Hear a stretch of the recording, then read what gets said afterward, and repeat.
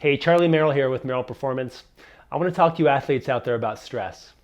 My colleague Kelly Starrett in San Francisco, who many years ago introduced me to CrossFit and CrossFit Roots, where I now run my business, is the founder of Mobility WOD and now the Ready State. They're experts at keeping athletes ready for whatever life throws their way.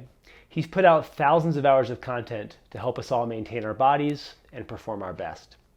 Like me, he's talking more about how life stress can trigger pain in athletes. And in an Insta video yesterday about knee pain, he alluded to a few life stressors as examples.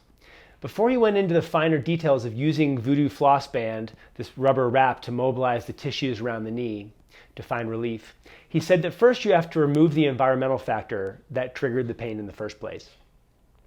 Now, if the trigger was a hard training day, sitting too much on an airplane while traveling, or poor sleep, cleaning up the environment can be relatively easy to do.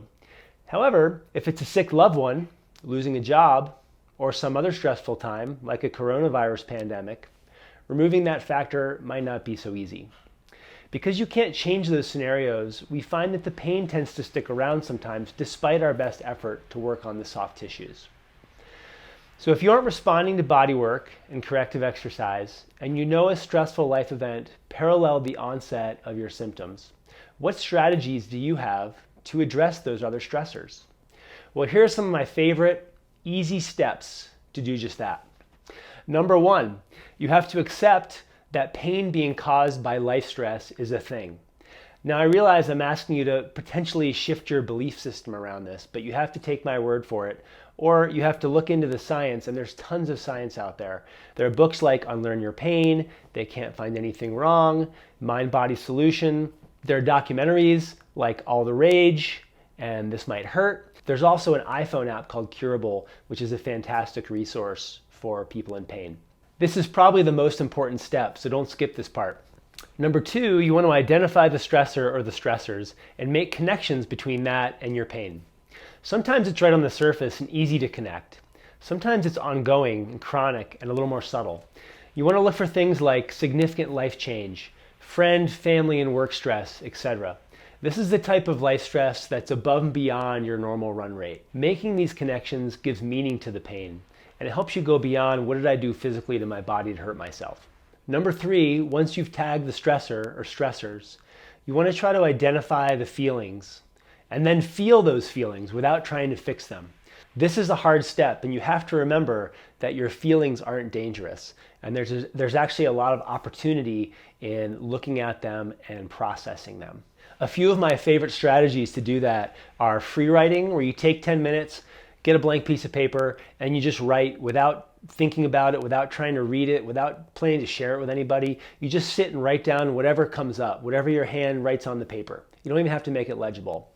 You can also reach out to friends and family, connect, talk with them, and try to get to the heart of what are the feelings underneath this stress that I'm dealing with.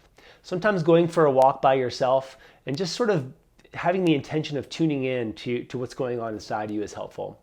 And a lot of people really like doing art or using music and listening to music or playing music as a way to really sort of get in touch with what's going on. And lastly, number four, this is my favorite, you want to look toward what life changes you might need to make to care for yourself and create a more healthy psychology. In the case of coronavirus, what's going on right now, you might turn off the news and consume a little bit less media today than you did yesterday. If you're working in a situation where your boss, your coworkers are toxic and they're being super hard on you, you might need to stand up for yourself. If you've been avoiding exercise because you've been in pain and scared, you probably need to start moving again, because we know exercise is actually helpful in most cases, almost without exception. Really, you're trying to navigate change in a conscious and intentional way. There are tons of ways to reorient to what you're dealing with stress-wise in your life. Too many to share, and only you know what will work best for you. Look, none of this changes the fact that a loved one died, you hate your job, or you're struggling in your marriage. But it can reframe the way you relate to those stresses and the people around you. And more importantly, it can very quickly eliminate your pain. Give it a try, it's harmless, there's no risk, and let me know how it goes. For you manual therapy, body work, and strength exercise nerds out there that work with athletes all the time, I'll be teaching a 3-day live online workshop with Dr. Howard Schubiner to help you learn how to integrate these strategies into your practice so you can better help your clients your athletes resolve pain quickly and get back to performing at a high level. Check out the link below and in my profile for more information. Okay, now you can go play with your voodoo band, your foam rollers, your lacrosse balls, and your mobility hands. Go for it. No, really, I appreciate you watching to the end.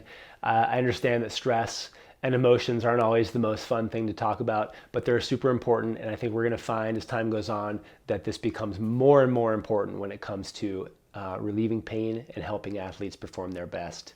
I'll see you guys soon.